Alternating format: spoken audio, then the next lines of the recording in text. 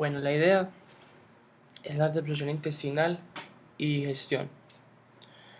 Eh, pero que en específico, vamos a tratar cómo es la absorción de cada metabolito, de cada eh, nutriente de nuestra dieta, vitaminas.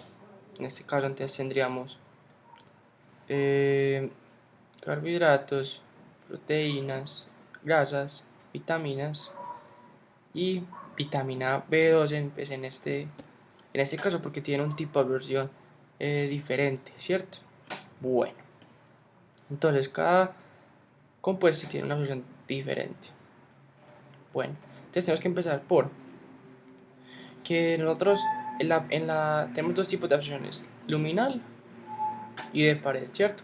La luminal es el primer paso de digestión o primer proceso en el que las enzimas generales que vienen del páncreas van a empezar a actuar en el alimento, en el quimo que llega del estómago, ¿cierto?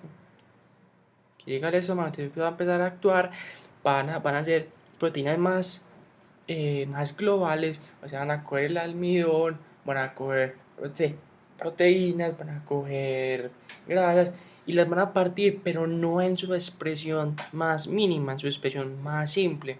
Por eso hablamos de amilasas, de peptidasas, de lipasas, de lastasas, de tripsina y quimotripsina, ¿cierto?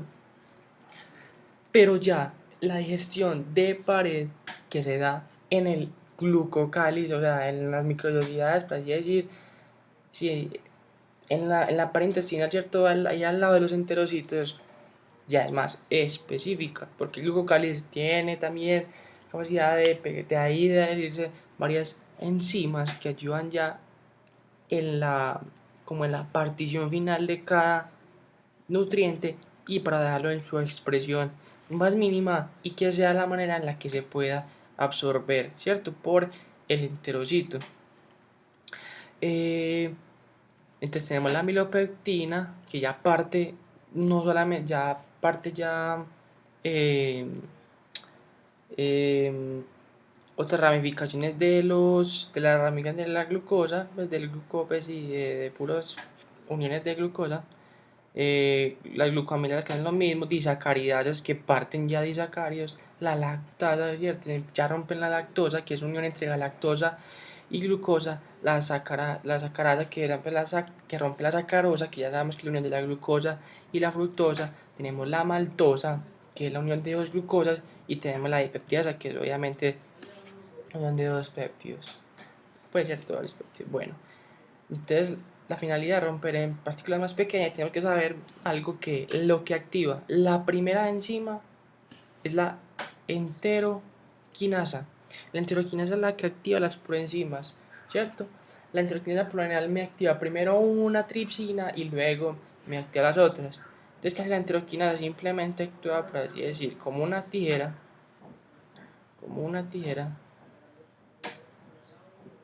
me va a partir solamente un segmento y así va a quedar activa la, la enzima, ¿cierto?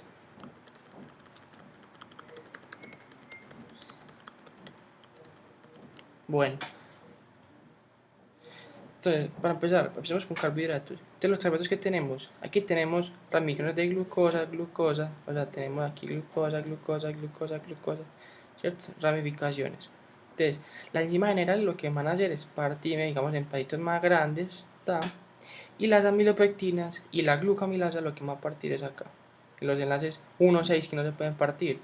Entonces, alfa 1,4 me va a romper pues como lo más simple, pero obviamente me va a partir para que me quede esto es lo más general, pues me va a participar en el movimiento de las más especies, para que queden ya en específicas, y la glucamilasa obviamente es 1,6, ¿cierto? Bueno, entonces luego que ya tenemos o sea, ya tenemos glucosa.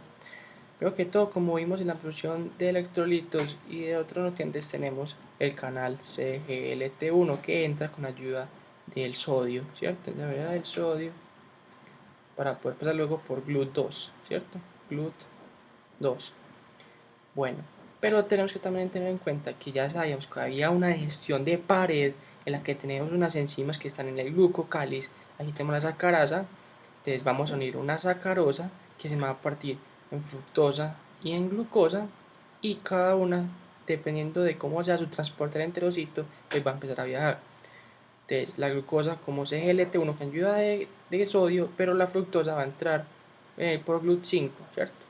Tenemos que tener en cuenta que el GLUT5 es saturable, o sea que una dieta llena de alimentos, pues sí, con alimentos que contengan mucha fructosa, se va a saturar, y eso también puede llevar a un tipo, pues a una diarrea, ¿cierto? En este caso una diarrea osmótica.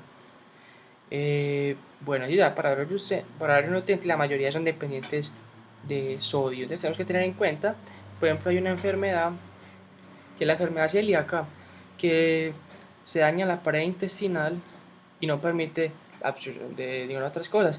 Pero también pueden haber, digamos, mutaciones en el ARN o el gen que codifica para este canal, y solamente quedaría la GLUT5, ¿cierto? Ya sabríamos que la alimentación debería ser más intravenosa o pues con fructosa, pero ya sabemos que esto se satura, ¿cierto? Entonces no sería tan eficiente. Esto en nuestros carbohidratos. Ahora para las proteínas.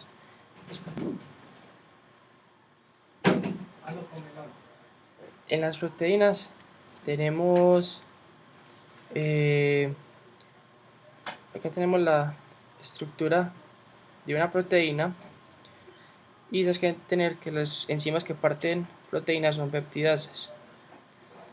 Las proteínas deben ser partidas primero por dos tipos de enzimas. Tenemos endonucleasas y exonucleasas. Las endonucleasas van a partir en las porciones